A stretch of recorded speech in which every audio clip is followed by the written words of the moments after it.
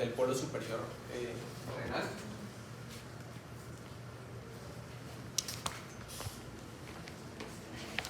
El polo superior renal son de muy bajo peso, generalmente pesan alrededor de unos 4 o 5 gramos, se ubican en los polos superiores. Y pues cada glándula suprarrenal tiene dos partes que son corteza y que es médula. Específicamente nosotros para el capítulo de hoy pues nos compete ubicarnos en lo que es corteza. Acuérdense que la parte de la médula tiene que ver mucho con la parte del sistema simpático y las catecolaminas. Entonces digamos que para este capítulo específicamente hablamos básicamente de las hormonas que se producen en la corteza. Y específicamente en la corteza suprarrenal se están produciendo lo que son los mineralocorticoides y los glucocorticoides. Histológicamente, si ustedes recuerdan, histológicamente la glándula suprarrenal tiene diferentes capitas de diferente grosor cada una y tiene unos grupos celulares específicos ubicados en esa parte de la corteza. Y esos grupos, digamos, celulares específicos, como veíamos ayer en la parte de la hipófisis, digamos, son los que nos dan cada grupo específico una hormona diferente que se sintetiza.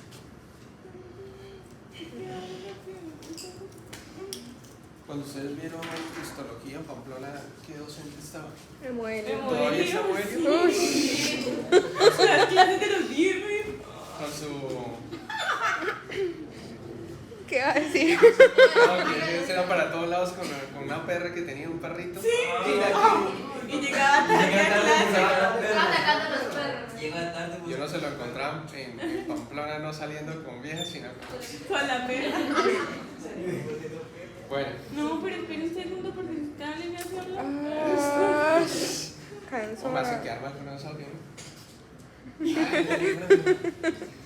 Esto. Sí. Kira, creo que llama Esto. Bueno. Sin palabras.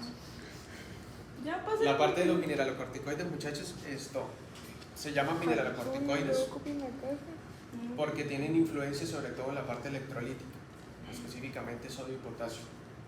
¿Y el mineralocorticoide por excelencia cuál es? ¿Cortisol? El mineralocorticoide por excelencia ¿cuál es? Aldosterona.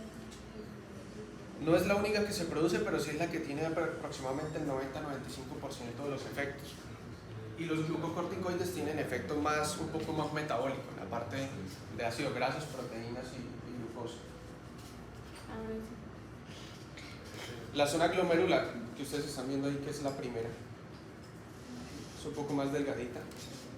Compete aproximadamente lo que es el 15% de lo que es la corteza de la médula, de la glándula suprarrenal. Y generalmente en esa zona específica es que están unos grupos celulares que son los encargados de producir la aldosterona. Ahí hay algo muy curioso y que ustedes ya conocen, que la aldosterona se está, digamos, se estimula su liberación gracias a los estímulos de la angiotensina 2 y el potasio, que eso ustedes ya lo sabían, ¿no? Ya eso lo hemos hablado. ¿Sí, doctor? ¿Cómo vamos? Y la zona fascicular, que es la que queda por debajo, pues la zona glomerular en donde se está produciendo aldosterona, la zona fascicular es un poco más gruesa, 75% de lo que es la corteza, y es la zona específica donde se van a producir los glucocorticoides, específicamente en importancia hablando, pues el representante por excelencia es el cortisol, y se producen pequeñas sustancias, por ejemplo, de andrógenos, estrógenos suprarrenales. Y la zona reticular, señora, la zona reticular, que es un poco más profunda, digamos, no hay una secreción específica, una especialización de esas células en una u otra sustancia, sino que tiende a ser una mezcla, una producción de andrógenos, hormonas corticosteroideas. Pero digamos que para efectos del estudio nosotros hoy nos vamos a enfocar en la parte de la zona glomerular, y la zona fascicular. A diferencia, ayer veíamos lo de las hormonas hipoficiarias y veíamos la hormona del crecimiento, y la hormona del crecimiento es, ¿cuál es su composición? O sea, estructuralmente es una hormona que esteroidea, peptídica, y vimos en la parte de en la hipófisis, la mayoría, en la comunicación hipotálamo-hipófisis, la mayoría de hormonas que se están produciendo ahí son de naturaleza proteica. En este caso es un poco diferente porque si ustedes leyeron ahí, esas hormonas, hablando de la parte de la glándula suprarrenal, son hormonas esteroideas. O sea, son hormonas que están derivadas del colesterol. Y lo hacen pues a partir de lipoproteínas de baja densidad, LDL, porque acuérdense que las LDL tienen una parte proteica muy pequeña y una parte grasa muy grande. Entonces toman el colesterol de ahí y empiezan a sintetizar esas hormonas. Entonces son hormonas que son liposolubles, son fácilmente solubles en la célula.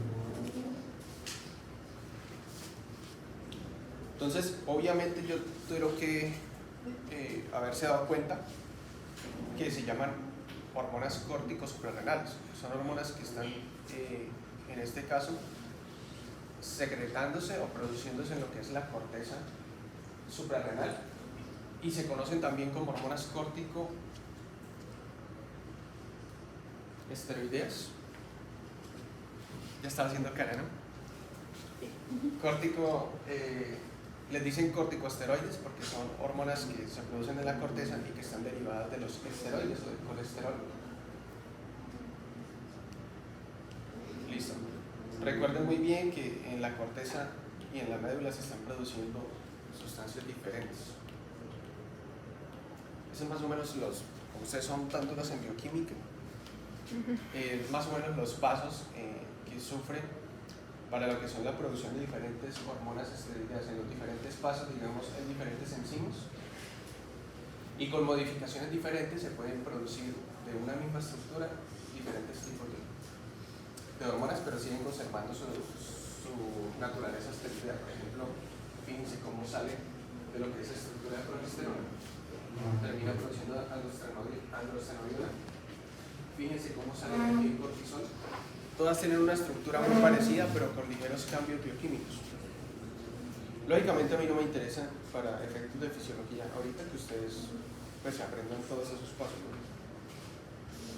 Porque finalmente lo importante que ustedes sepan ahí, y para endocrino y lo que ustedes necesitan como médicos generales, es saber dónde se están produciendo esas hormonas y qué efectos tienen esas hormonas a nivel orgánico. ¿Listo? Porque obviamente ustedes, como les digo con el paciente, ustedes con el paciente no van a empezar a recordar esto y a decir, no, es que esto, el paciente, la vía bioquímica aquí de la progesterona se está convirtiendo en androstenediona o se está convirtiendo en cortisol, ¿sí? O sea, digamos, para efectos de endocrinología, lo importante es saber que esas hormonas se están produciendo en qué parte de la glándula suprarrenal y qué funciones tienen a nivel orgánico.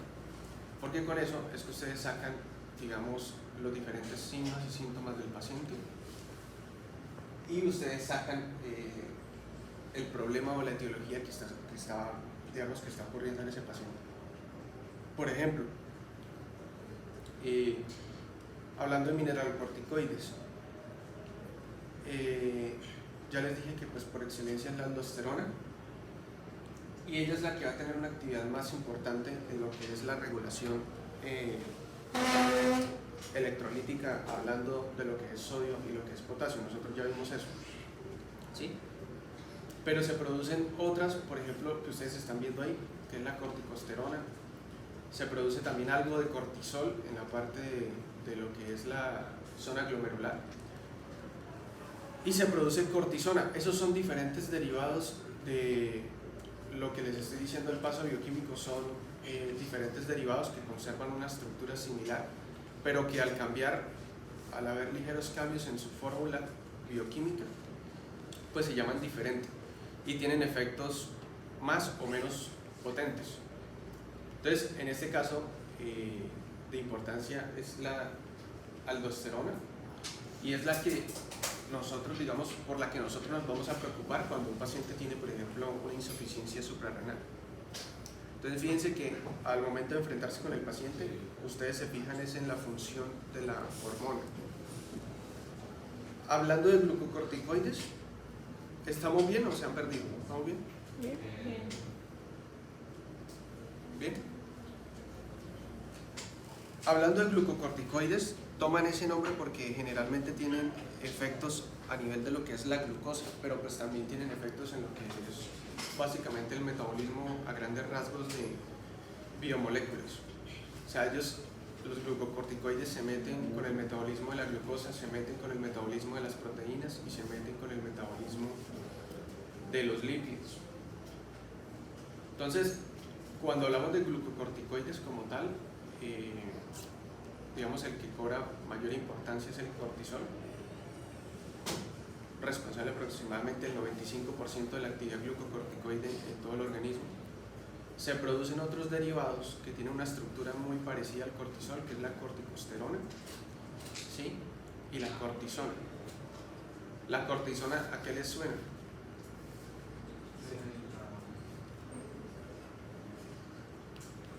La tópica. ¿Cuál? Hidro. La hidro, la betametasona, la hidrocortisona, son derivados que nosotros tomamos de los glucocorticoides, son derivados que nosotros los hemos transformado en corticoides tópicos, en corticoides parenterales, o sea, inyectados, ¿sí? Acuérdense que parenteral es todo lo que no es vía oral, ¿no? Intramuscular, intravenoso, subcutáneo. Entonces nosotros nos dimos cuenta, y eso es lo que vamos a ver ahorita, de la actividad tan potente antiinflamatoria que tienen los glucocorticoides. Se usan muchísimo en las patologías autoinmunes y en las patologías de origen alérgico, porque ellos tienen un efecto estabilizador. ¿Listo? Entonces el 90-95% del cortisol plasmático, cuando se libera, él va unido a proteínas. Ayer vimos algo de eso también con las hormonas tiroideas, ¿cierto? Que esto se iban liberando poco a poco en dosificación y que iban unidas a la globulina fijadora de tirosina. En esto pasa lo mismo y con casi todas las hormonas endocrinas pasa lo mismo. Casi todas las hormonas endocrinas, por no decir que todas, tienen una proteína diana a la que ellas se pegan a nivel plasmático. No pueden ir simplemente las hormonas sueltas en grandes cantidades, sino que casi siempre se fijan a proteínas para que las proteínas mismas vayan dosificando esa liberación de la hormona. Profe, Señor. no entiendo por qué dividen. ¿Por qué qué? ¿Por qué dividen al cortisol, corticosterona y cortisona de los hidrocorticoides? Ah, porque por su efecto. Básicamente es por su efecto. La estructura, señor. Los dos derivan de los dos. ¿Cómo así? O sea, el cortisol deriva del glucocorticoide y del mineral. O es uno de ellos. No. El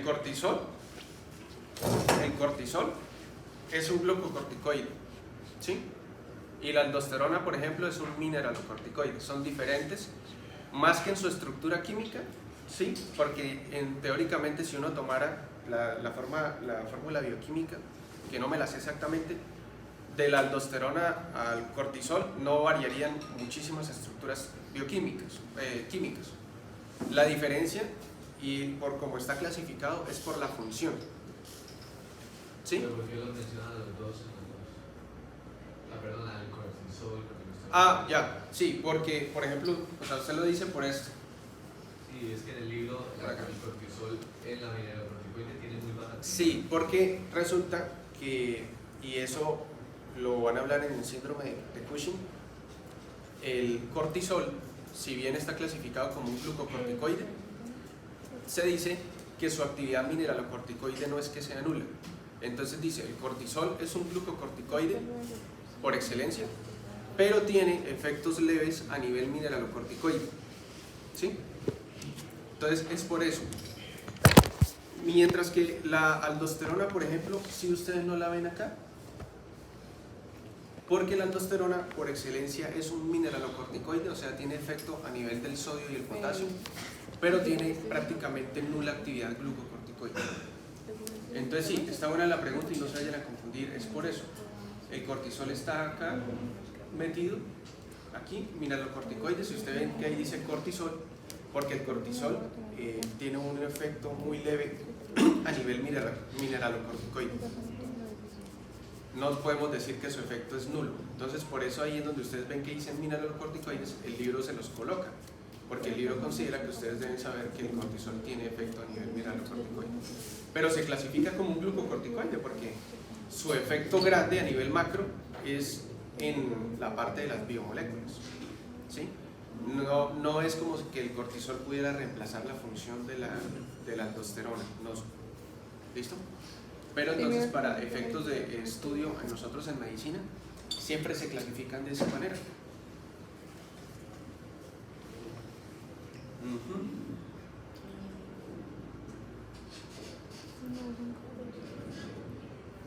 Bueno,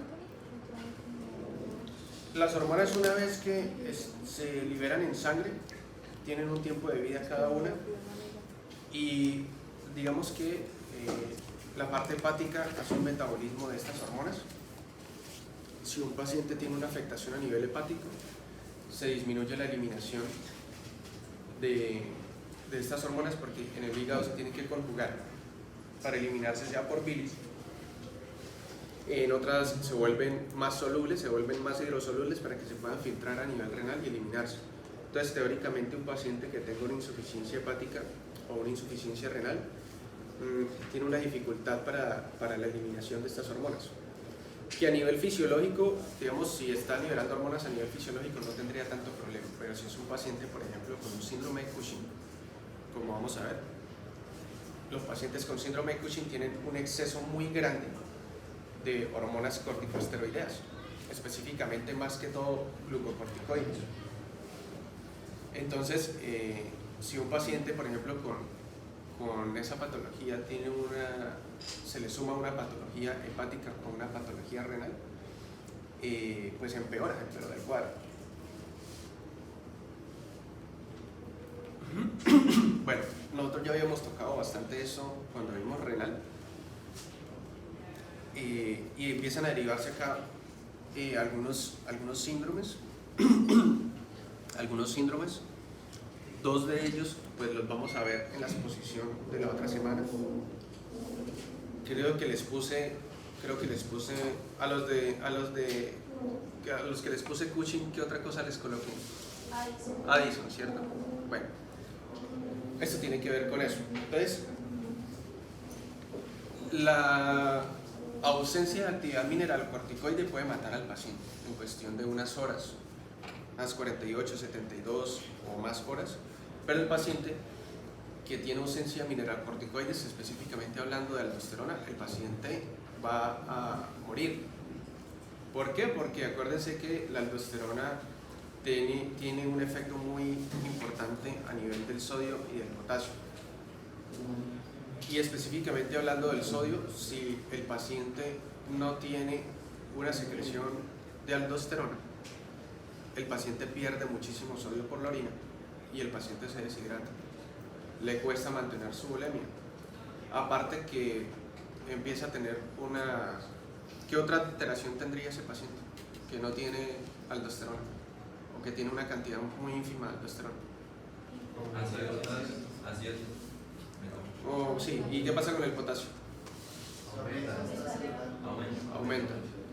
En la parte, yo creo que una vez estábamos hablando con Nicolás de eso, de que estamos hablando que tanto el sodio, como tanto la hipocalemia como la hipercalemia tenían efectos a nivel cardíaco. ¿Cierto, Nicolás? Creo que estamos hablando de eso. Pero en la parte siempre de cardio, ustedes miran y le temen mucho más a la hipercalemia. Y las manifestaciones electrocardiográficas son mucho más marcadas en la hipercalemia. Entonces, en este caso, el paciente está perdiendo sodio, tiene una depresión de su volumen y aparte está con una hipercalemia que a nivel cardíaco puede producir unas arritmias muy fatales. Lo primero que se manifiesta son como ondas tepicudas y de ahí y eso es lo menos que debería preocupar. De ahí en adelante comienza a ser arritmias cardíacas muy fuertes y el paciente pues puede llegar a la muerte. De esto nos van a hablar unos compañeros que nos van a hablar del síndrome de Addison, entonces no me meto mucho en eso, y ese día les comento otras más patologías para que hablemos solamente de patologías ese día. En la parte renal, yo no les había comentado, hay unas células a nivel epitelial en la parte renal que contienen esta enzima que ustedes ven ahí, que es la 11-beta esteroidodeshidrogenasa, que ella lo que hace es que toma cortisol y lo convierte en cortisona. La cortisona tiene un efecto que no es tan poderoso como el del cortisol, ¿sí?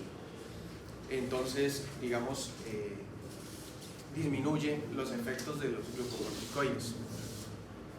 Se han visto algunos casos muy raros, no tan frecuentes, de deficiencia de esta enzima, pero no, acá en Colombia no encontré ningún caso para traérselos.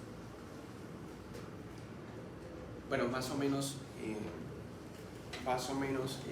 la función de la aldosterona, como es una hormona, como es un mineralocorticoide y es una hormona derivada de los esteroides, es muy liposoluble, entonces se puede difundir fácilmente a través de las membranas celulares. Como vimos ayer en la parte de hormonas, de las hormonas de la tiroides y de la hormona del crecimiento, ellas generalmente tienen un receptor a nivel nuclear que es diana, entonces lo activan y activan transcripción genómica. En el caso de la aldosterona, que lo que le compete a ella es aumentar la reabsorción de sodio y aumentar la excreción de potasio, sencillamente la célula lo que hace es que empieza a transcribir genes que tienen que ver con la bomba sodio y potasio. Entonces incrementa las cantidades de bombas de sodio y potasio para aumentar la reabsorción de sodio y la excreción de potasio, y aumenta algunos canales iónicos específicos para el sodio, para que el sodio pueda difundir fácilmente a partir de un gradiente de concentración. Los factores de la regulación de aldosterona, ustedes ya los conocen. Los más poderosos es que aumente la concentración de iones potasio en el líquido extracelular. Eso tiene lógica, porque la lógica de la aldosterona es disminuir el potasio a nivel del líquido extracelular. Entonces, cuando el potasio aumenta, se sensa a nivel de la corteza suprarrenal, y eso es un estímulo potente. Eso es un estímulo potente para que se secrete una gran cantidad de aldosterona. Lo mismo la concentración de angiotensina 2. Si ustedes recuerdan el eje renina, angiotensina, aldosterona, pues la angiotensina 2 es finalmente la que tiene el efecto de hacer que se liberen estas concentraciones de aldosterona.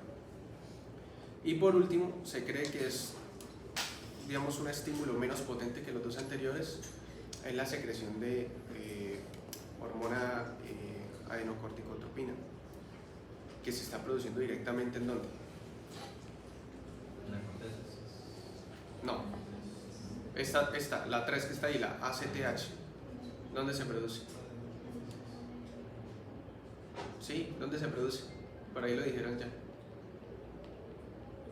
Ayer lo vimos, que Isa me hizo colocar media hora ahí el tablero. ¿Cómo? La hipófisis. Sí. ¿Por qué lo dicen conmigo? Acuérdense que es endocrino, y cuando estamos hablando de endocrinología, todo está comandado por el jefe mayor, que es la hipófisis. ¿Listo?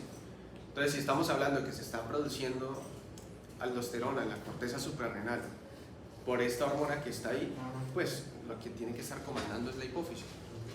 Entonces es la hormona adrenocorticotropina. Adreno por las glándulas suprarrenales, córtico porque estimula la corteza, que es donde se producen el mineralocorticoide y el glucocorticoide, y tropina porque aumenta el tropismo, aumenta la función. ¿Listo? Y se abrevia de esa manera.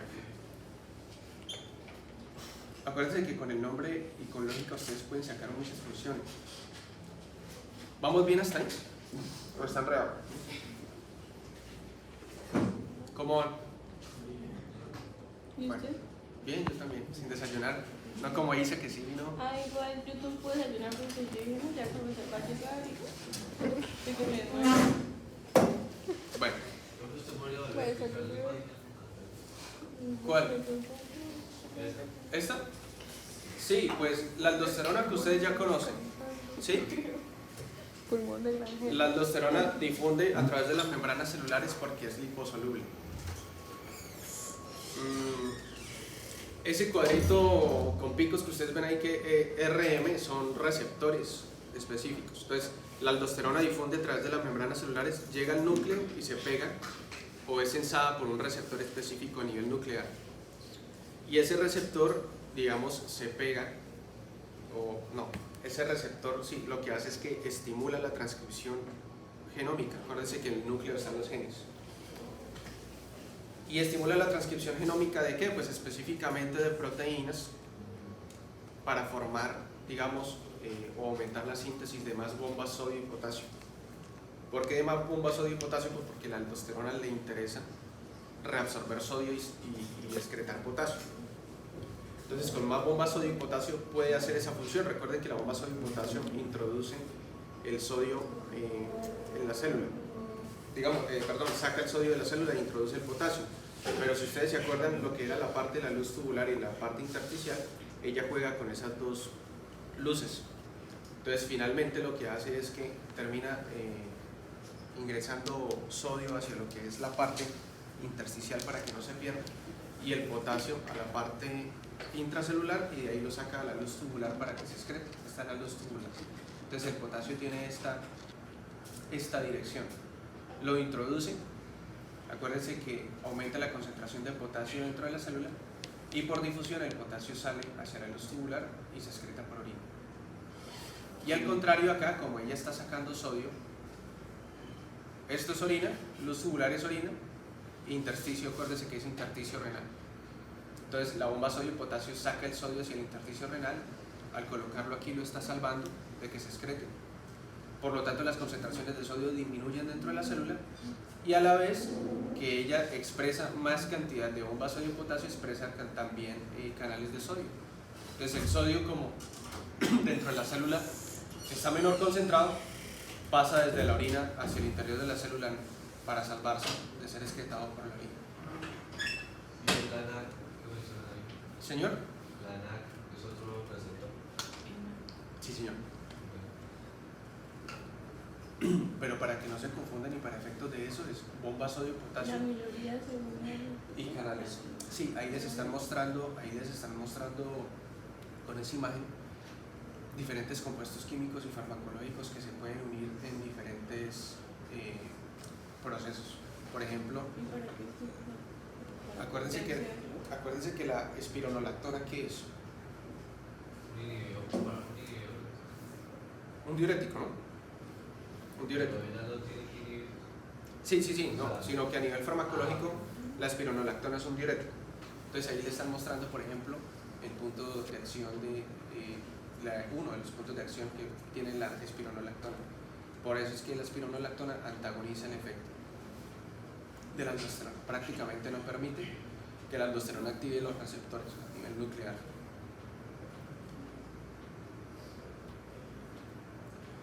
La parte de los glucocorticoides, y eso es lo que uno como médico le tiene más miedo cuando uno maneja pacientes con la parte de corticoides, sobre todo los que son sistémicos, o sea, los que son tomados o los que son inyectados, porque tiene muchos efectos metabólicos indeseables. Cuando se secretan glucocorticoides en concentraciones fisiológicas, pues digamos que se cumplen las funciones que tienen que cumplir normalmente. No hay una expresión de patología en el paciente. El problema es cuando el paciente tiene alguna condición fisiopatológica que hace que produzca muchos glucocorticoides o que tiene una patología que me obliga a mí a darle muchos glucocorticoides o a darle muchos corticoides. ¿Y qué es lo que sucede? Entonces, los glucocorticoides, y que por excelencia está es el cortisol, digamos, comandando esas funciones. Ellos estimulan la gluconeogenia, ¿sí? Estimulan también la utilización de aminoácidos para la gluconeogénesis, entonces terminan, digamos, ocasionando una depresión a largo plazo de las proteínas, porque toman moléculas macro, las dividen en aminoácidos y toman esos aminoácidos y los utilizan para, digamos, convertirlos en lo que es azúcares, glucógeno. Reducen la utilización celular de la glucosa, entonces digamos, metabólicamente bajan un poco la tasa metabólica de la célula para que no utilice tanto la glucosa como fuente de energía. También se ha visto, como lo vimos ayer con la hormona del crecimiento, tiene un efecto diabetógeno. Entonces se ha visto que concentraciones altas, cada vez mayores de hormonas corticosteroideas, específicamente glucocorticoides, tienden a producir una resistencia de la insulina. Los compañeros que van a exponer de diabetes también nos pueden mencionar eso.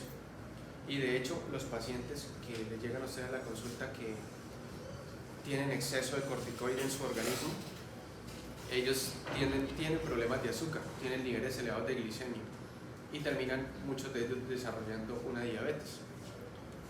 Se disminuye la síntesis de proteínas y el catabolismo de las mismas. Entonces, el paciente empieza a tener una depresión de sus proteínas. Esto es contrario a lo que veíamos ayer de la hormona de crecimiento, que la hormona de crecimiento tiende a estimular la acumulación de las proteínas, el almacenamiento. Y tiene también un efecto en movilización de ácidos grasos, aumento de los ácidos grasos libres plasmáticos. Y acá, digamos, cuando ustedes empiecen a estudiar todas las patologías que derivan de esto, porque son bastantes, no son muchísimas, pero muchas se relacionan con otras y tienen una gama clínica amplia. Ustedes van a ver, por ejemplo, yo no les traje fotos de síndrome de Cushing. Los compañeros que vayan a exponer síndrome de Cushing, busquen foticos en internet y nos traen, porque sí hay bastantes fotos en internet de síndrome de Cushing. El paciente característico por excelencia de síndrome de Cushing, y ustedes lo van a ver también en semiología, les dicen que tiene cara de luna llena y que tiene una obesidad de predominio central. O sea, es una persona muy típica que llega a su consulta, sea hombre o sea mujer, y usted lo ve como que está gordo pero a la vez está flaco. ¿Aquí a qué me refiero? Tiene una obesidad central. O sea, usted lo ve con un gran panículo adiposo, ¿sí? Lo ve de pronto con un poquito de grasa en el cuello y lo ve cachetón, con una cara redonda, que en semiología se corresponde con una cara en luna llena. Le dicen así porque es una cara redonda. Lo ven aquí en la parte del cuello, no siempre y no todos los pacientes son iguales, pero ustedes lo ven aquí en la parte del cuello como grueso, como gordito. Le dicen, ¿cómo es que le dicen a eso? ¿Joroba de búfalo? Que dice búfalo. No sé qué fue.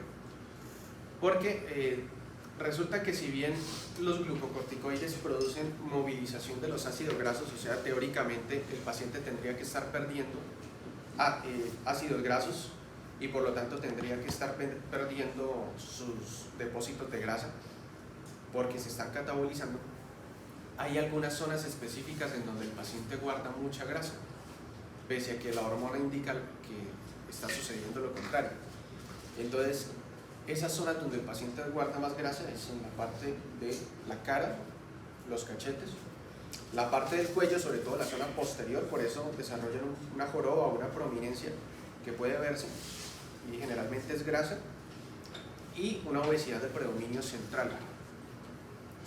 Ustedes le ven las extremidades, piernas y brazos, son extremidades que son delgadas. Las extremidades son delgadas. Las extremidades son delgadas porque ese exceso de hormona está ocasionando que el paciente esté perdiendo proteínas. ¿Sí? Y en las zonas en donde es más marcado que una persona tiene masa muscular, casi siempre es en los brazos, las extremidades, brazos y las piernas. Entonces, a veces la pérdida de proteínas puede ser tal que el paciente tiene una debilidad muscular. y el paciente va a requerir su ayuda para subirse a la banquita, para subirse a la camilla. No, ayúdenme, usted le tiene que ayudar. Y sin ser de pronto un paciente muy anciano, puede ser un paciente de 60 años, de 55 años, que ya está debilitado por tanto tiempo. Son pacientes que tienen estrías, los libros lo describen, unas estrías violáceas a nivel de la zona del abdomen, y son pacientes que bioquímicamente ustedes hacen un examen y tienen un caos a nivel bioquímico. Son pacientes que tienen hiperglicemia, son pacientes que tienen hipercolesterolemia, hipertrigliceridemia, son pacientes que son hipertensos. Entonces esos pacientes se la están ganando todas fisiopatológicamente para hacer una placa aterosclerótica y hacer un infarto. Yo espero que los compañeros que lo van a exponer nos expliquen todos esos efectos de por qué se ve así. Es lo que yo quiero con esa. ¿Por qué? No que nos hablen de fisiopatología, pues algo muy elaborado, pero sí, por ejemplo, lo que yo les estoy diciendo. El paciente se ve así y se ve así porque está sucediendo esto y esto. El paciente generalmente está hipertenso porque si vieron, y ahí está la respuesta a la pregunta que me hizo Juan Diego, que es bastante válida. El cortisol aparecía como mineralocorticoide y como glucocorticoide porque tiene efectos de los dos. Su efecto mineralocorticoide es mínimo, pero en una concentración tan alta como un paciente como que tiene un síndrome de Cushing, ustedes van a ver un efecto mineralocorticoide marcado. Y es un paciente que tiene generalmente ya una hipertensión de base. No solo porque está reteniendo sodio y lleva mucho tiempo reteniendo sodio, y acuérdense que inicialmente los riñones se ajustan. Usted puede tener grandes cantidades de sodio, inicialmente esos riñones se ajustan.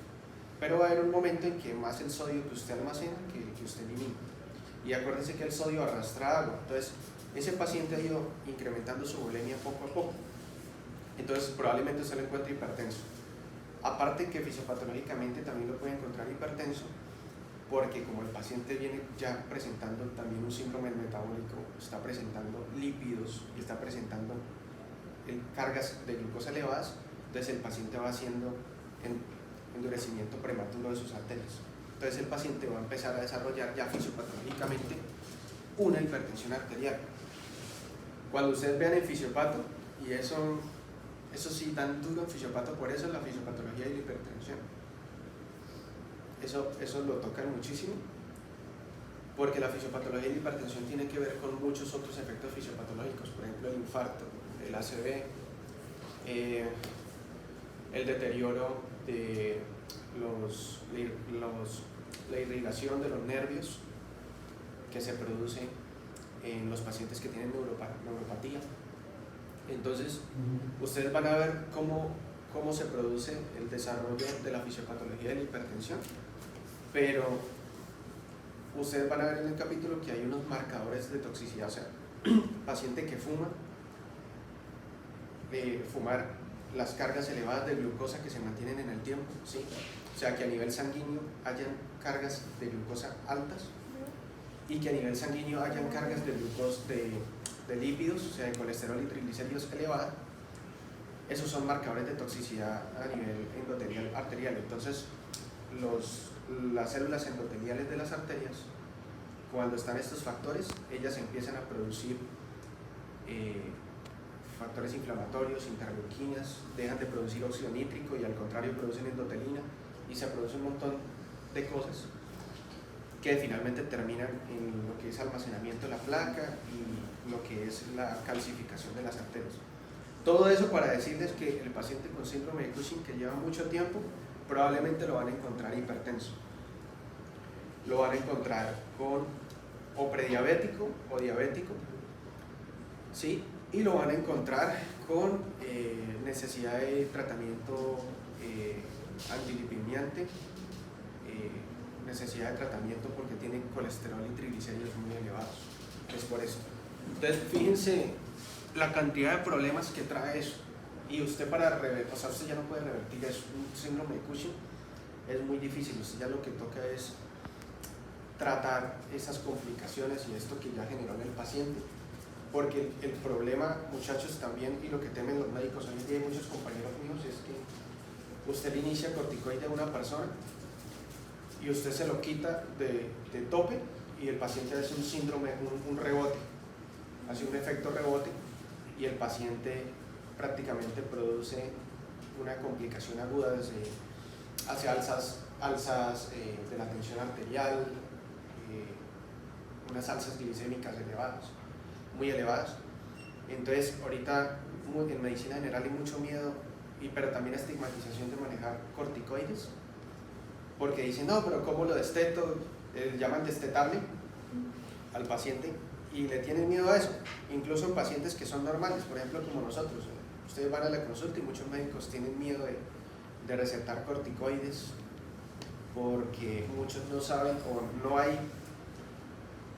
Ustedes van a leer diferentes guías en donde dice cómo destetar a un paciente de corticoides.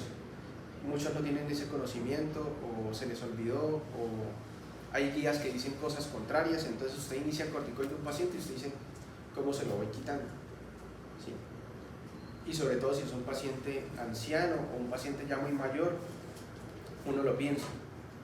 También les va a llegar un paciente que ya sea hipertenso de base, no porque tenga Cushing, sino porque es hipertenso, y usted necesita iniciarle corticoide de alguna u otra manera. Entonces usted lo piensa, porque usted ya sabe por lo que estamos escuchando acá, que los corticoides tienen un efecto mineralocorticoide. Entonces usted dice, ¿será que le empeoró la presión arterial?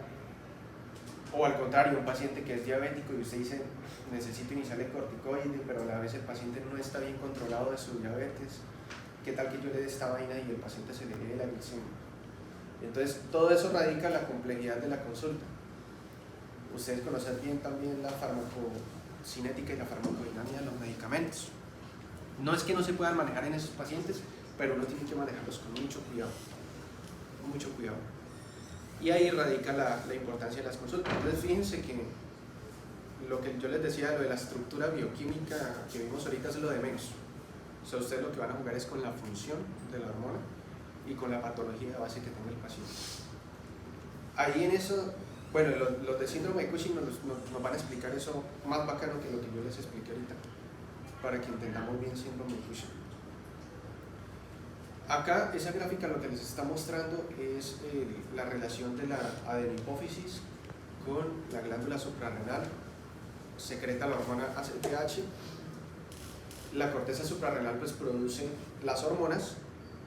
En este caso nos están esquematizando el cortisol y fíjense cómo el cortisol tiene un efecto inhibitorio ahí a nivel de la hipófisis y el hipotálamo, lo que veíamos de la regulación negativa.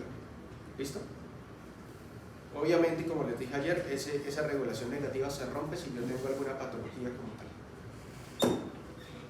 Se me olvidaba decirles, muchachos, entonces finalmente porque uno diría, pero entonces el cuerpo ¿para qué produce cortisol? Si parece que todos sus efectos son negativos, no tiene sentido.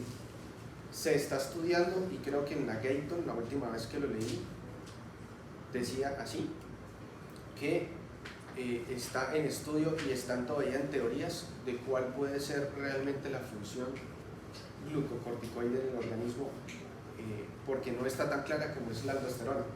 Porque la aldosterona decimos, pues sí, es para guardar sodio en condiciones de depresión de volumen.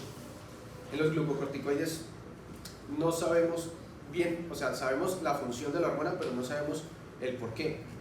Sí, el por qué la naturaleza lo inventó. Lo que sí se sabe es que si usted le quita experimentalmente, y lo han hecho con ratones y roedores, si usted le quita la producción glucocorticoide pero le deja solo la mineralocorticoide, el ratón no soporta estrés a nivel celular, o sea, no soporta estrés metabólico, no soporta estrés físico, ni tampoco soporta estrés psicológico.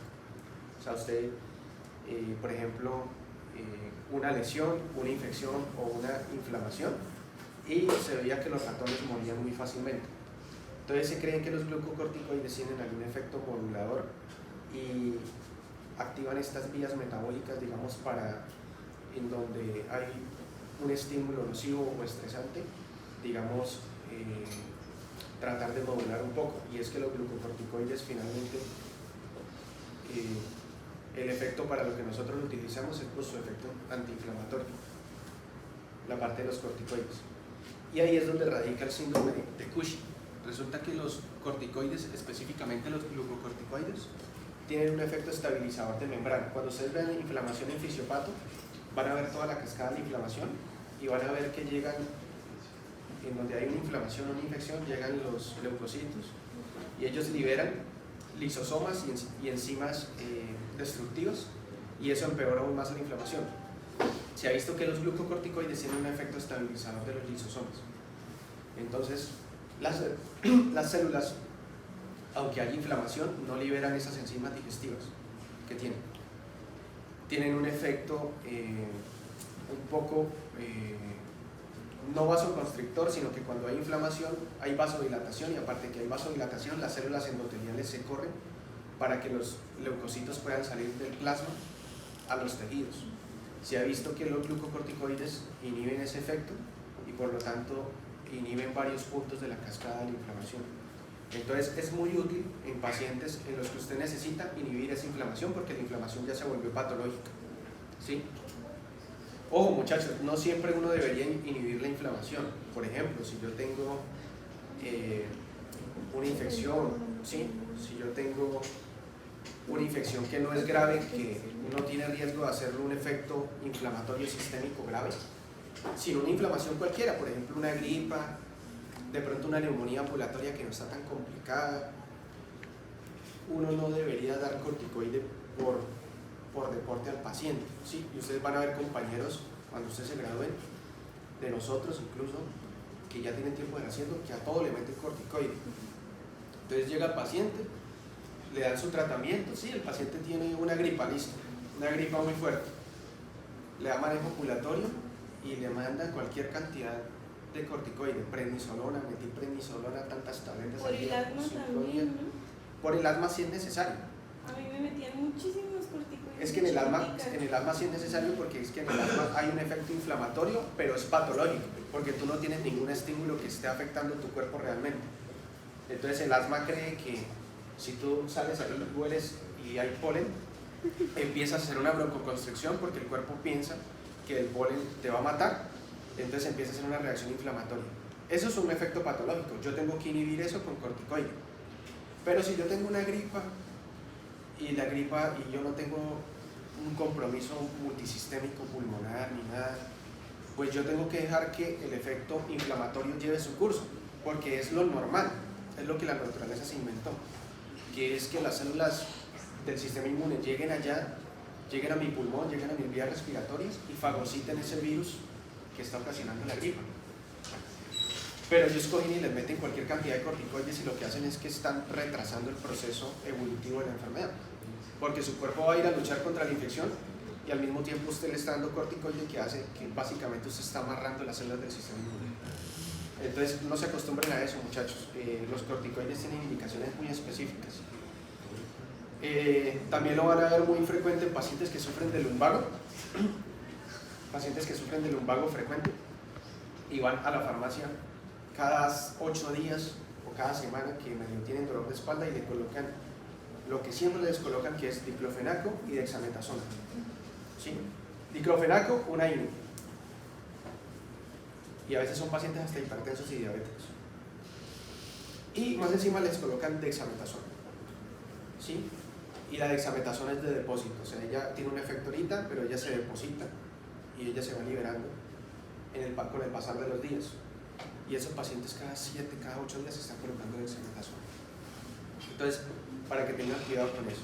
En el asma se utilizan corticoides, tanto inhalados como tomados, porque es una reacción que no es normal, que es una reacción que es patológica.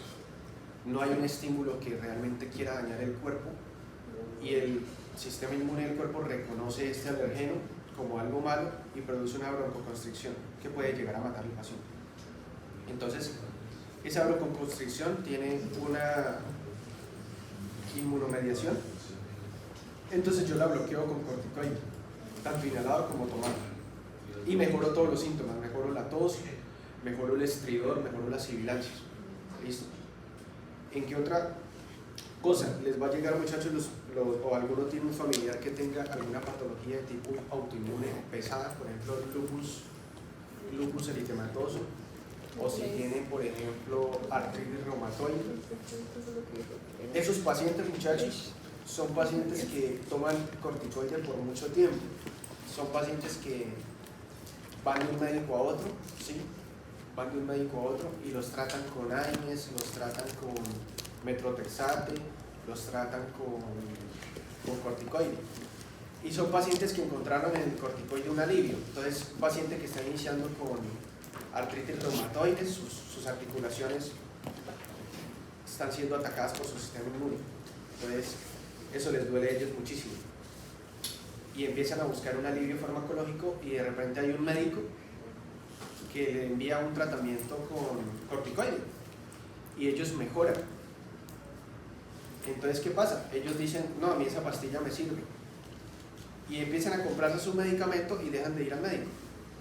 Cuando les llega a ustedes, el paciente ya tiene unos 5 o 6 años tomando prednisolona o metilprednisolona o cualquier cantidad de corticoide. Porque la primera vez que se lo enviaron, que se lo envió un médico general, que hizo bien en enviárselo, probablemente le dijo, mire, tómeselo por una semana, tómeselo por 2 semanas y suspende. La paciente se lo tomó y dijo, uy, esto tan bueno me sirvió. Y ella empieza, como dicen, el medicamento me sirvió, se lo sigue comprando y así dura años hasta que le llega a uno. Ya después de 5, 6, 7, tantos años tomando corticoide. Algunos hacen síndrome de Cushing incluso mucho antes, no necesitan tanto tiempo, porque a veces se automedican, no solo se están automedicando, sino que se inventan también la dosis.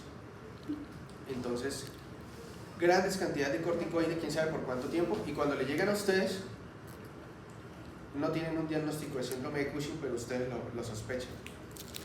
Y a mí en el rural me llegaron como 2. Y ustedes lo sospechan y lo envían, y sí, y usted, si le toman la tensión está limítrofe o ya es hipertenso. Y ustedes le envían los paraquímicos ahí necesarios. Y esos pacientes tienen que tratarse ya por reumato, medicina interna y reumato, para que los traten con medicamentos para su artritis reumatoide, que de pronto sean opcionales a los corticoides, o le bajan su dosis de corticoide a una dosis mínima y lo combinan con otros medicamentos. Aparte son pacientes muy jodidos, porque nosotros como médicos generales en Colombia no tenemos una gama de medicamentos muy amplia para tratar esas cosas. O sea, tenemos la primera línea de tratamiento es AINES y ibuprofeno, eso casi nunca funciona. Ellos van a decir que no le hacen. Aparte son pacientes que tienen gastritis, entonces el ibuprofeno ya de entrada ya está contraindicado, porque ustedes lo van a ver en fármaco, los AINES empeoran la parte de la úlcera gástrica. Entonces te dice, no, pues con corticoide, listo, el paciente es diabético, entonces dice, con metrotexate, bueno, algunas lo tienen, otras no la tienen, IPS o clínicos están en un rural, a veces no hay. Entonces empieza a complicarse un poco más. Entonces tienen que mirar con qué medicamentos pueden tratarlo. Y sí o sí, muchachos, mandar a esos pacientes a especialidad, porque son pacientes que ya tienen una condición, probablemente artritis reumatoide o un lupus eritematoso, que va a requerir tratamiento por mucho tiempo. Y casi todos esos pacientes terminan con un reumatólogo, porque mejora por un tiempo y al final su enfermedad está tan avanzada que sienten mucho dolor y toca controlarlos con muchos medicamentos. Y algunos terminan con los medicamentos que son los últimos que se están trabajando ahorita, que son los inmunobiológicos, que son todos los que terminan en SUMAP, no sé qué SUMAP, no sé qué SUMAP. Sí, Natalizumab faltó. Sí, faltaba algo. Se me quería meter gato por arriba, ¿no? Entonces, a esos pacientes les dan natalizumab para controlar su sistema inmune, porque su sistema inmune es el que está atacando su cuerpo. Y así, y esos pacientes mantienen en ese vaivén. Acá en Colombia les pasa mucho eso, muchachos, porque como hay déficit de especialistas, sobre todo reumatólogos, no es una especialidad muy apetecida. Entonces son pacientes que los ve el reumatólogo cada año, cada 8 meses, entonces casi siempre están descontrolados. Y si les toca inmunobiológicos, las EPS ponen mucho problema para utilizar eso. Entonces a usted les va a llegar como médico general, a uno le toca solucionar el mierdero. Entonces le llega el paciente que tiene todas esas patologías, que él dice que no mejora con nada, que está tomando AINES, que está tomando prednisolona, que está tomando cualquier cantidad de cosas, ketoprofeno y gel, mejor dicho, y yo no mejoro y aparte llega bravo. Y a que usted le solucione el mierdero, ¿usted qué le va a solucionar ahí? O sea, está con los medicamentos que tienen que estar y la EPS no le autoriza su cita con reumato y aparte tiene complicaciones por todos los medicamentos que está tomando. Entonces, usted le dice, nos toca suspender, señor, o bajar la dosis de la metilprednisolona porque tiene la hipertensión y la diabetes muy descontrolada. No, pero es que yo vengo aquí, aparte me van a quitar medicamento, que no sé qué, y empiezan a pelear. Y a nosotros, como somos el eslabón más bajo de la cadena, nos cae todo el mierdero encima. Entonces nos toca empezar a solucionar. Pero ustedes se van a enfrentar a casos que, pues, ustedes ya se está haciendo lo que se tiene que hacer. O sea, prácticamente el paciente está en ese estado encasillado hasta que no le solucionen lo de su cita, que ya son trámites administrativos que nosotros no tenemos nada que ver en eso. ¿Listo? Pero para que tengan eso presente. Eso sucede acá en Colombia y sucede casi en todas las IPS donde uno trabaja, por muy buenas que sean. Sucede ese tipo de cosas por el déficit de especialistas que hay y todo eso. ¿Sí? Estoy en reumato, muchachos. Estoy en reumato. ¿Saben la tarde? Sí. Bueno.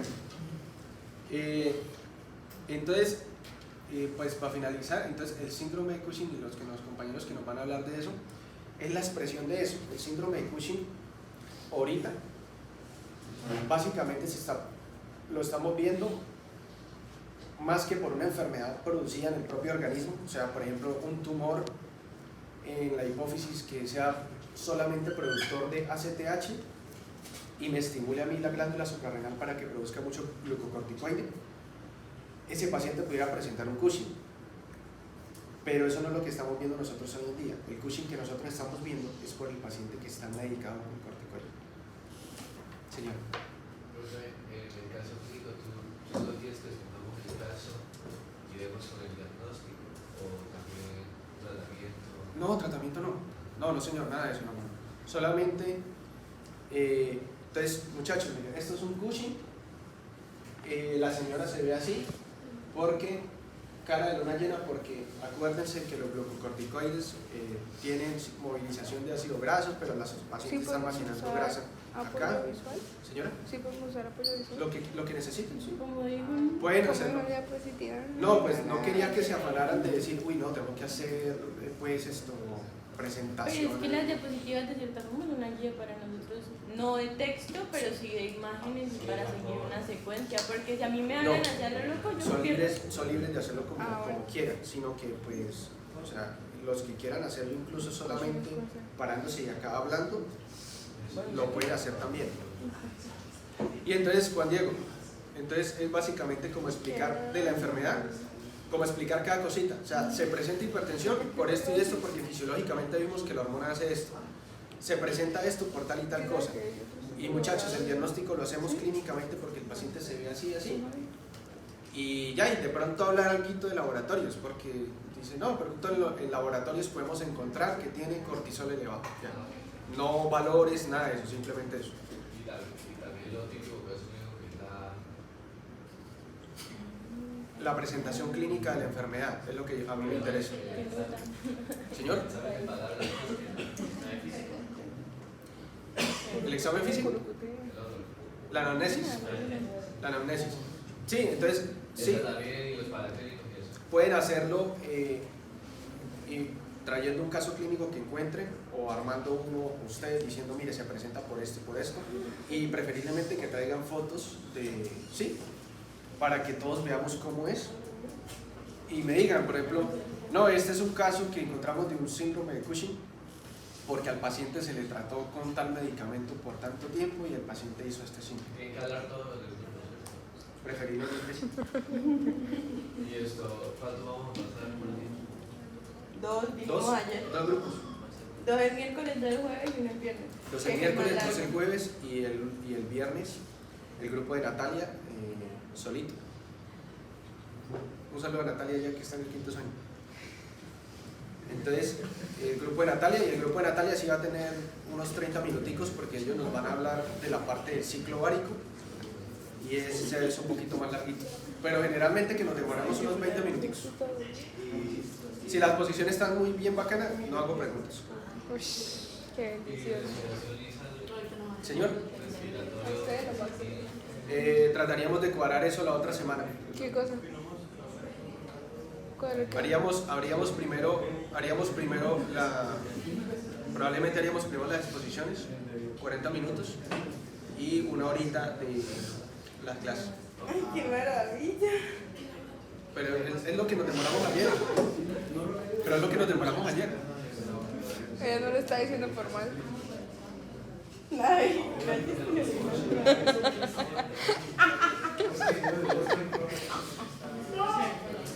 La va a hacer quedar Como mal. ya pasaron, ¿no? Ay, pero Dios mío. Como ya Más pasaron. resentido. No me puede hacer un chistecito. una chancita. No. Y dice que las mujeres somos los... Sí. Yo fui muy el día pasado. Se nota. Más delicado. Bueno, muchachos, saquemos rápido que es lo que les leo. Saquemos una hoja. Muchachos, A veces hay que saber qué hay. Martillo, yunque, estribo, ya, ¿qué tanto? Martillo, yunque, estribo, ya, ¿qué tanto que?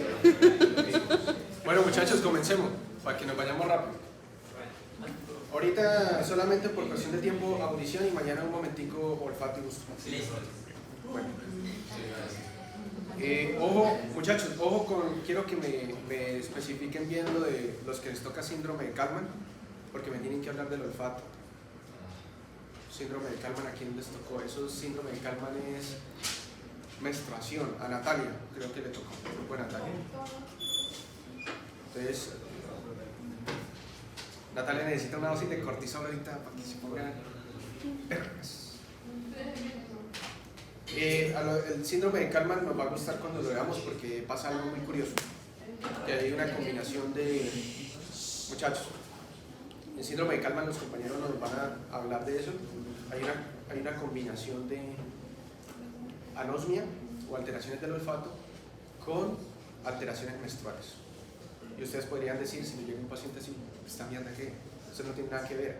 Sí tiene que ver. Entonces, conociendo las enfermedades y conociendo la fisiología de cómo está compuesto, encuentran el sentido. Y ese grupo nos va a hablar de eso.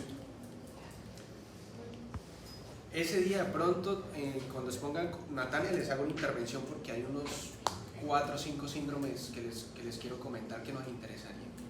Y la consulta de alteraciones de la menstruación es muy frecuente, muchachos. Es muy frecuente, bastante. Y tiene múltiples causas y eso se mete con casi cualquier alteración endocrina de lo que estamos viendo, puede causar una alteración a nivel menstrual. Por eso a ellos les voy a dar un poquito más de tiempo, porque quiero que fuera de lo que está ahí, que nos nombren algunas otras cositas así aparte. Pero son muy frecuentes, muchachos. Entonces ese día hacemos una intervención ahí para que les quede muy claro. Igual en gineco, cuando ustedes ven, en gineco hay unas clases para eso, pero para que les quede muy claro. Sentido de la audición. Entonces, el sentido de la audición, y ustedes lo vieron en anatomía, la anatomía del oído, es más fácil explicarla así por ilustraciones porque realmente es muy pequeñito lo que uno ve, ¿sí? Es muy pequeñito lo que uno ve. A grandes rasgos, ustedes están viendo ahí el conducto auditivo externo y están viendo la membrana timpánica. La membrana timpánica, acuérdense que se inserta en todos los bordes del conducto auditivo. Y la membrana timpánica está marcando ya el límite donde termina el conducto auditivo externo y comienza oído medio y luego hacia allá atrás empieza oído interno. Ustedes están viendo ahí la cadena de huesecillos que ustedes ya la conocen. ¿Listo? Martillo, yunque y estribo. Y el martillo se está insertando en la parte de la membrana. Hay un musculito ahí que no está esquematizado, que es un músculo que se inserta en esa parte del martillo y en la membrana y mantiene también tensa la membrana timpánica. La membrana timpánica tiene que estar siempre tensa porque si estuviera flácida no podría transmitir las vibraciones. Está el martillo, el yunque y el estribo. ¿Cómo es que se llama el musculito? No me acuerdo. El tensor del tímpano. Ese. Ferreira lo pregunta mucho, Sí. pero él tiene que decírselo el tensor timpani Sí. para que se lo valga. Tensor timpani. Entonces, sí es mejor que los músculos se los aprendan siempre en latín, aunque eso ya ahorita que fui a Argentina, Manda a recoger. ya no están haciendo eso. Le va a doler a la Lo que según era el fármaco, y preguntamos los de fármaco, o sea, según carreras también el fármaco, y preguntamos el fármaco y que se llama superior. No, sí, yo también estaba desactualizado porque yo cuando lo vi con él me los aprendí así, y yo todo orgulloso pues que me aprendí los músculos en latín, y fui a Argentina, me invitaron a varias clases, entré, y ellos ya no están utilizando esa vaina. El tensor del tímpano. Ellos ya no están utilizando esa vaina y ahora están que con la nueva clasificación y otros músculos incluso que pasaron a nombrarse diferente, una locura. Yo lo dejé A la hasta de que ahí. nace. Pero me dice que incluso unos músculos pasaron a cambiar no muchos, pero sí. Entonces yo pensaba que la anatomía no cambiaba y eso está cambiando también. Entonces toca no quedarse atrás. Entonces, sí, pero no, eso es mentira, eso ya está mandado a recoger. Pero suena bonito. Sí. No, de verdad. Eso es más bien como cuando seamos especialistas que seamos invitados a un congreso, el tensor timpani y acá se venta para despistar al enemigo. Como sabe, ¿no? Se merece. Bueno, el martillo, el yunque y el estribo. Finalmente, digamos, el vibrar de la membrana timpánica lo que está haciendo es como un efecto palanca sobre el martillo. Luego el martillo sobre el yunque y el yunque sobre el estribo. Y el estribo tiene este movimiento. ¿Y ustedes lo están viendo ahí? Ese movimiento se transmite ahí ya lo que es la parte del oído interno, que es la parte coclear como tal, que es donde va a estar el órgano sensorial que nos permite a nosotros traducir ese estímulo mecánico de ondas sonoras a movimiento de huesecillos, a un estímulo nervioso que el cerebro, específicamente la corteza temporal, interpreta como el sonido. Resulta que, bueno, esto tienen diferentes, la superficie de la membrana timpánica mide aproximadamente unos 55 milímetros cuadrados, mientras que la del estribo es de unos 3.2. ¿Cuál es la lógica de eso en la física?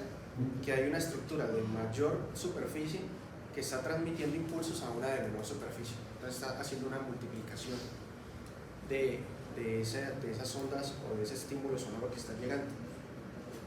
Entonces, el movimiento del estribo lo que va a hacer es que va a producir un movimiento del líquido que está dentro de la cóclea, que es lo que nos va a producir a nosotros lo que es finalmente el estímulo auditivo. En la parte de la atenuación del sonido, cuando son sonidos muy fuertes, la parte del tensor del tímpano y el músculo, el estapedio, ellos están insertados en los extremos de esa cadena de huesecillos. Entonces lo que hace es que básicamente que cuando hay sonidos muy fuertes, ellos se atraen entre sí, o sea, el tensor del tímpano tira hacia donde está el estribo y el estapedio tira hacia donde está el martillo. Lo que hace es que tratar de inhibir un poco el paso de esas ondas sonoras. Digamos, también para tener un efecto protector ante estímulos sonoros muy fuertes. Pero también tiene una función en lo que es la parte de discernir ciertos sonidos que nos interesan cuando estamos, por ejemplo, en una sala como esta y todos están hablando. Entonces hay muchos estímulos sonoros y ahí se empieza a hablarme, yo trato de concentrarme en lo que ella me está diciendo. Entonces este mecanismo sirve también para, digamos, enfocarme a ciertos estímulos. Ahí están viendo, esta imagen no es de Gator, yo se las traje, donde están viendo ahí la membrana, la cadena de huesecillos y le esquematizan ahí los músculos del tensor del tímpano y el del estapedio, ahí donde están insertados. Estos se los traje, muchachos, para que hoy les voy a enviar un video de eso, para que lo tengan. No se los voy a preguntar ni nada, sino para que sepan que existen. En semio les enseñan a ustedes mirar si un paciente tiene una hipoacusia de conducción o una hipoacusia que es neurosensorial. Y eso lo hacen con el test de Riney y el test de Weber. Utilizan un diapasón que está ahí, incluso en semio le piden a uno que se compre todo ese kit de de semiología y todo, y se compra uno el diapasón trae un martillito, él suena y ustedes lo colocan aquí, a este nivel, y él resuena y ustedes escuchan, si tienen un oído fisiológicamente normal, ustedes escuchan las vibraciones como pasan del diapasón al aire y se transmiten hacia su membrana y toda la cadena de huesecillos. Pero si ustedes tienen una sordera de conducción, por ejemplo, la más frecuente es que el paciente tenga el oído tapado por cera. Entonces un paciente que tiene el oído muy tapado dice, no, pues que casi no escucho. Ustedes hacen vibrar el diapasón, se lo colocan acá y él no escucha nada. Porque hay algo entre el aire y la membrana timpánica que está interfiriendo. Casi siempre, y lo más frecuente es que sea cerumen, que es lo más básico que ustedes pueden encontrar, que son los que ustedes ven que dicen, no, me hicieron un lavado o me hicieron una aspiración. Lo otro que pueden encontrar, de pronto que sea un daño de la membrana timpánica o de pronto un proceso tumoral del conducto auditivo externo que está obstruyendo el paso de esas ondas sonoras. Eso sería un ejemplo de sordera de conducción. Luego cogen y hacen vibrar el diapasón y se lo colocan al paciente en la apófisis mastoide. Y pues nuestros huesos conducen el sonido. Entonces el paciente escucha, dice sí, sí escucho. Entonces el paciente tiene conservado la parte neurosensitiva porque el sonido, si bien no puede transmitirse por el aire porque el paciente tiene un tapón de cerumen, se transmite por el hueso, hace vibrar la membrana timpánica, hace la cadena de huesecillos y activa todo el sistema de la parte auditiva. Entonces eso me dice a mí, que el paciente no escucha los sonidos que se transmiten por vía sonora, pero sí escucha por vía ósea. Quiere decir que hay algo fisiológicamente que está obstruyendo el paso del sonido desde las ondas sonoras hacia la membrana timpánica. Su vía neurosensorial está conservada porque el paciente está escuchando. Ahora, si yo le coloco el diapasón al paciente en la mastoides y el paciente no escucha, yo digo, tiene un daño sensorial, o en la cóclea, o en los nervios, o algo está pasando, pero el daño es de la vía ya neurosensorial porque el paciente debería, por parte ósea, poder escuchar. Entonces, hoy les envío eso, test de Riney, test de Weber, y esto para que lo miren porque es interesante, en serio lo van a ver. Agilizamos, yo creo que la señora como que va a entrar aquí, se está azarando ahí. Ahorita lo saca. Cuando ustedes, como si ustedes tomaran la cóclea y la abrieran, ustedes verían esto, a mí me gusta más esta gráfica, en donde hay unas que se llaman unas rampas. Hay una señora que está ahí, mire, yo no sé si es que enamoró acá. ¿Enamoró de usted? ¿Cómo? Iba. Por eso iba hasta las 8, No, pues yo veo una señora, no veo más estudiante, veo una señora que dice vueltos. Pregúntale, profe, que se me cansa. Como dijo un amigo en el cine, hasta que lo saquen. Entonces, rampa vestibular. Ustedes ven ahí la rampa vestibular, muchachos, y ven una que es el conducto coclear. Muchachos, fíjense acá. Estas dos se comportan como una sola, porque la membrana de Reisner es muy delgadita. Entonces, cuando vibra una, o hay una vibración en una, el líquido que está en la otra también vibra. ¿Qué es lo que está sucediendo básicamente para no alargarnos tanto? Cuando el estribo hace este movimiento, miren ahí el estribo, cuando el estribo hace ese movimiento sobre la ventana oval, está empujando el líquido que está dentro de la cóclea. Y ese líquido empieza a moverse por estas membranas, por estas dos membranas. Y lo que eso ocasiona también es que la membrana o la lámina basilar que ustedes están viendo ahí, esa lámina basilar vibre también al son que vibra ese líquido.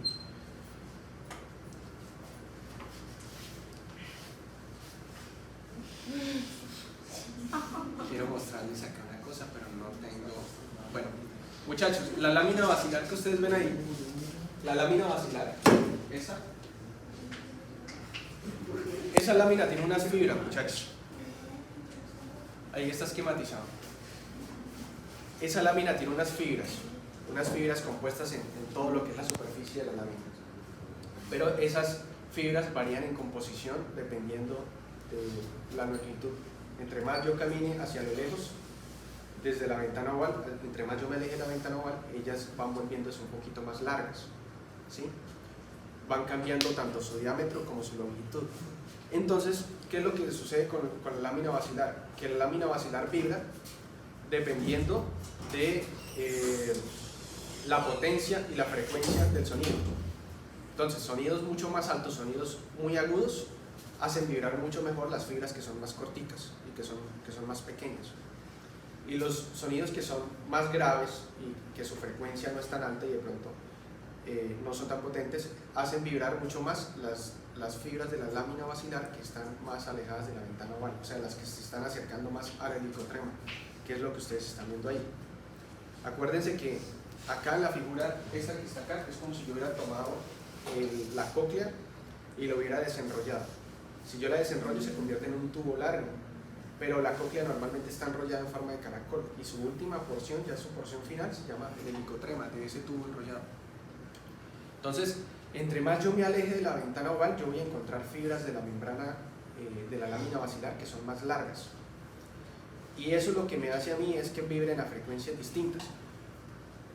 Eso es lo que me permite a mí estimular ciertas porciones del sistema nervioso para así yo distinguir si un sonido tiene un tono muy alto o un tono más grave.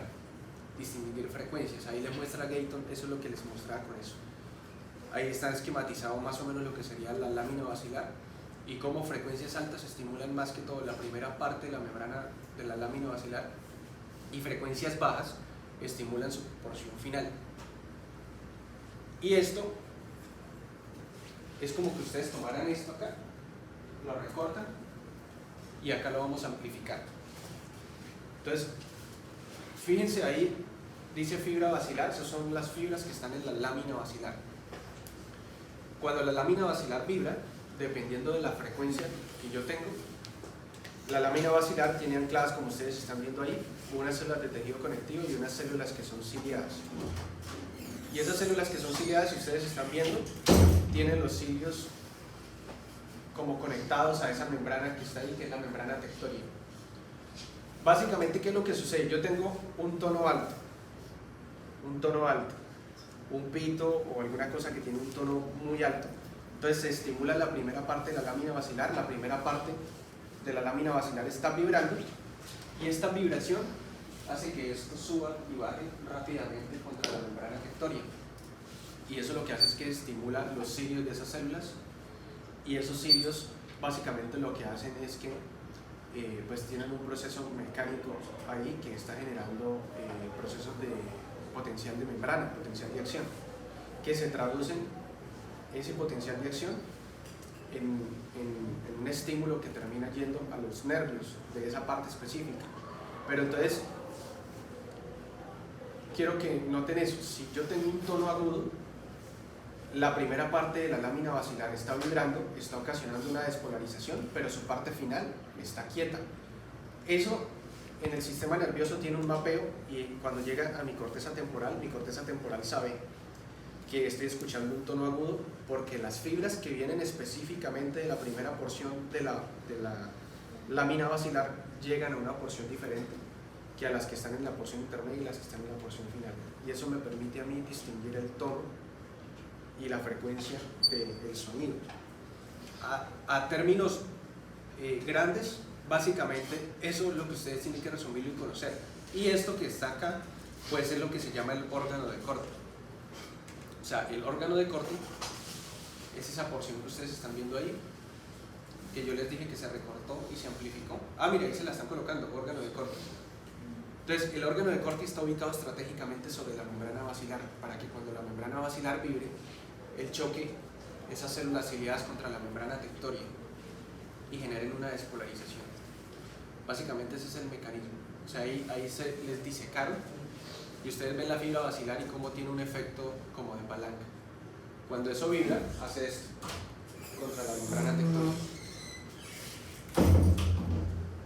Ahí les mostraba más o menos cómo para que lo miren cuando les envíe la presentación, esos efectos de despolarización. Y en la corteza, cuando se genera aquí ese efecto de despolarización, viaja por estas fibras que son las que van a conformar el nervio coclear, que es ¿cuál par craneal? No, señor. Octavo. No, coclear, el octavo. Y él llega, como hemos visto en la parte de corteza cerebral, él llega a una zona específica de su corteza, de la corteza, que es la parte del lóbulo temporal. ¿Sí? Lógicamente sale de la cóclea y empieza bulbo raquídeo, algunas fibras se decusan, otras siguen por el mismo camino y finalmente van a llegar a esta zona del lóbulo temporal. Y hay una zona específica también primaria y hay una zona de asociación, como tienen todas las demás partes de la corteza. Y acuérdense, hay en esta zona de asociación que en la zona parieto-occipito temporal